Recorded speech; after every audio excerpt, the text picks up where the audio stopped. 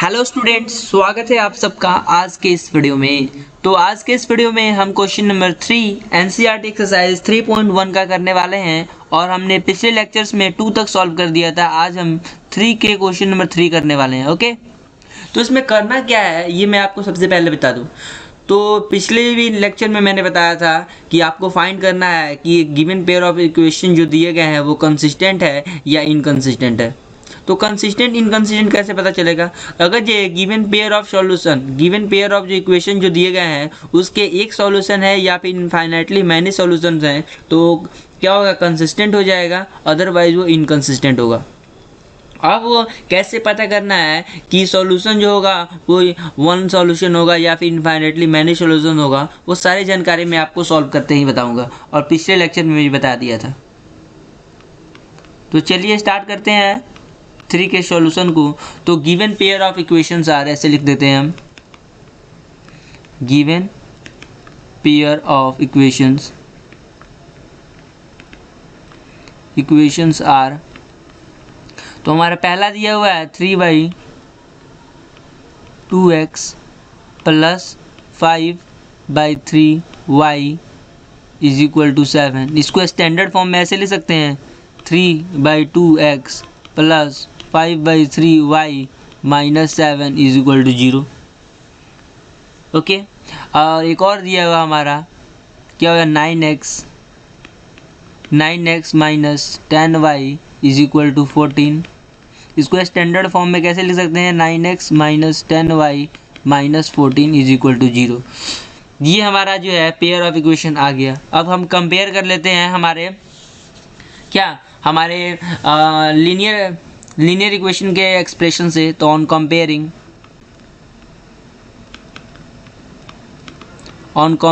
This equations with हमारा जो linear equations का जो एक्सप्रेशन क्या होता है उससे कंपेयर करना है, यानी a1x plus b1y plus c1 is equal to 0 and क्या हो जाएगा? एंड हो जाएगा a2x plus b2y plus c2 is equal to 0। इससे कंपेयर कर दिया जाए तो हमें क्या मिलेगा? हमें a1 का वैल्यू मिलेगा। तो a1 इज इक्वल टू कितना होगा? देखिए, तो a1 का वैल्यू इस इक्वेशन में आते हैं तो 3/2 हो जाएगा। ओके, b1 कितना होगा? b1 का वैल्यू हो जाएगा 5/3। 3/2 दिया हुआ है ना, हाँ 3/2 दिया, तो 5/3 b1 का वैल्यू, और हमारा c1 का वैल्यू कितना हो जाएगा? -7। वैसे ही हमारा हो जाएगा a2 का वैल्यू कितना हो जाएगा? a2 का वैल्यू हो जाएगा हमारा 9, b2 का वैल्यू हो जाएगा हमारा -10, और हमारा हो जाएगा c2 का वैल्यू कितना हो जाएगा? -14। ओके, तो यहाँ से लिख सकते हैं नाउ a1/a2 का वैल्यू कितना होगा? a1/a2, तो a1/a2 यानी a1 कितना हो जाएगा? 3/2 और इंटू 9, 3/2 इंटू 9। ओके, इंटू 9 हो जाएगा इज इक्वल टू कितना हो जाएगा? 3/18 इज इक्वल टू 1/6 हो जाएगा। वैसे ही हो जाएगा b1, सॉरी यहाँ पे हम कट कर देता हूँ। ये कैसे हुआ आपको पता है ना? अगर आप 3/2 ना है, हाँ 3/2 लेते हैं और बाई जो होते हैं 9 लेते हैं, इसका मतलब क्या हो जाएगा? 3/2 इंटू क्या हो जाएगा? 1/9/1 है ना, 9 है सिंपल, ये 9/1 है तो 1/9 हो जाता है, यानी 3/18 हो जाता है। ठीक है ना, यहाँ तक तो आपको समझ आ गया होगा। इरेज कर लेता हूँ मैं ज़रा इसे।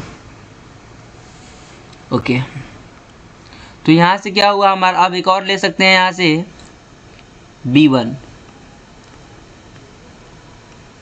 b1/b2 इज इक्वल टू कितना हो जाएगा? b1 जो है हमारा 5/3 दिया हुआ है और b2 कितना दिया हुआ है? 10 दिया हुआ है, तो इंटू -10 हो जाएगा इज इक्वल टू कितना हो जाएगा? -1/6, यानी -1/6 दिया हुआ है। हेयर यहाँ से हमें क्या मिल रहा है, A1 बाई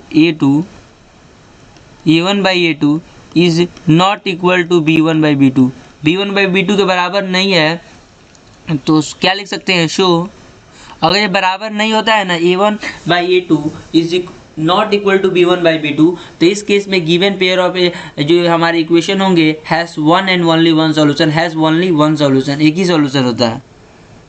ठीक है, कितने सॉल्यूशन है, होता है हैज़ ओनली वन सॉल्यूशन। तो लिख सकते हैं सो द गिवन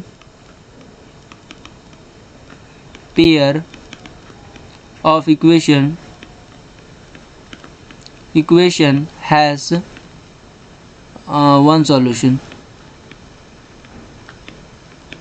एक ही सॉल्यूशन हो जाएगा। तो यहाँ से लिख सकते हैं 10, और जब सॉल्यूशन है ना, जब सॉल्यूशन होता है तो वो हो जाएगा गिवन पेयर ऑफ इक्वेशन जो हो जाएंगे, क्या हो जाएंगे, कंसिस्टेंट हो जाएंगे। तो 10 द पेयर ऑफ इक्वेशंस या पेयर ऑफ लीनियर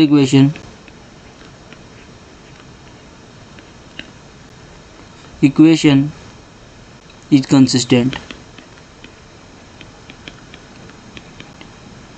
कंसिस्टेंट हो जाएगा। कंसिस्टेंट कब होगा, अब तो समझ आ गया होगा कि कंसिस्टेंट कब होगा। हाँ, कंसिस्टेंट एक ही केस में होगा जब क्या हो जाएंगे, उनके जो A1 by A2 is not equal to B1 by B2 हो, या फिर A1 by A2 is equal to B1 by B2 is not equal to C1 by C2 हो। ठीक है, तब हमारा जो हो जाएगा, हमारे सॉल्यूशन होंगे। अगर तो सॉल्यूशन होगा तो इसका मतलब कंसिस्टेंट है, जब सॉल्यूशन नहीं होगा इसका मतलब क्या है, इनकंसिस्टेंट है।